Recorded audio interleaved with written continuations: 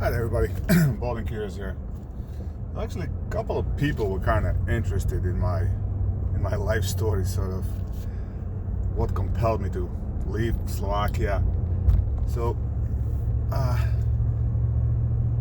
basically, I was one of the lucky ones. When I was 8 years old, I took on English language as my second language. I was probably one or two schools in the entire country that had that. And my mother was actually the teacher at the same school, at the same elementary school. So when I was in the third grade, I transferred into English class. She didn't find out till a week later. So, basically I had 6 years of English in elementary school, and then when I get to high school, I had 4 years of English in there, but that pretty much started all over again. I didn't really speak to anybody that his native language was English until I was 16, 17. We had those exchange teachers. This was after 89, after the revolution. We had basically like exchange students, exchange teachers come from Canada, US, whatever. So it was the first time I had a real life experience with a native American, native English speaking person. But somehow ever since I was a little kid, I just never fit in Slovakia. I always kept saying that I was born here, but I don't plan on dying here.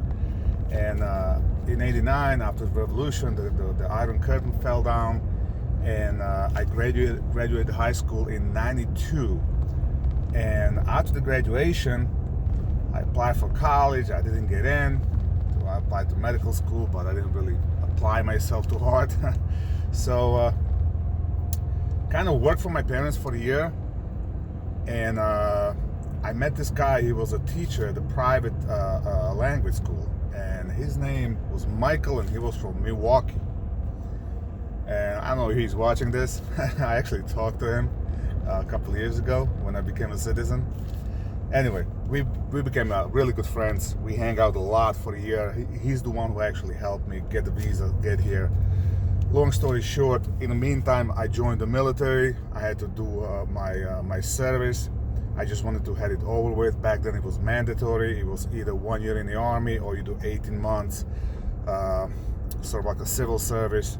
So I just did my 1 year, and in September of '94, I left the military, and in October of '94, 3 weeks later, I was in the United States. Now, when I left Slovakia, there was nothing there. Okay, they still don't have a whole lot. There's still no freaking highways. But for example, stores. Okay, like let's say, I'm not even talking about the malls because shit like that didn't exist. But if you take like a one department of Macy's, there was like a bigger store in the freaking Slovakia back then. So when I actually came here and walked into the first mall, which was a tiny mall, I was like, wow, I was amazed. Everything was so much bigger. I was kind of overwhelmed. Either way, becoming legal wasn't really that simple. All right, everybody thinks you can come here legally, yeah, but it's not that simple.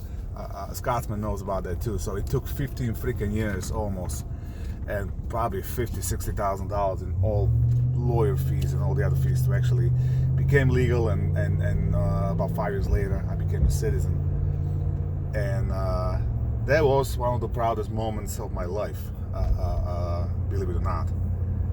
So that's about it. I mean, didn't really leave the country because of any political reasons or not even financial reasons, to be honest. I mean, yeah, obviously we came here with to pursue the American dream, and it took a while to get there, but like I said a million times, I mean, this is the greatest country in the world because you have the best of everything and you have the worst of everything, and you have all the opportunities in the world to choose.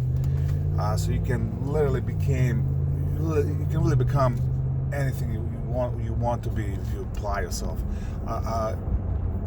Europe, especially Slovakia, former Czechoslovakia, they just don't have those opportunities yet because they still have that post-communist way of thinking.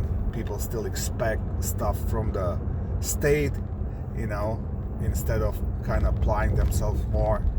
So it's a different way of life, completely different way of life. And after 26 years of living here, more than half of my life, I cannot see myself going back home and living there.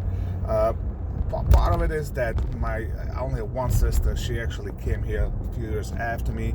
She got lucky. She won her green card in the green card lottery. So she lives in Pennsylvania. And my mom got divorced from my dad, and she basically ran away and came here and started all over at, Jesus Christ, like age of 50. She had to start all over, and even she's doing pretty good. So yeah, land of the free, home of the brave. As always, have fun, keep shooting.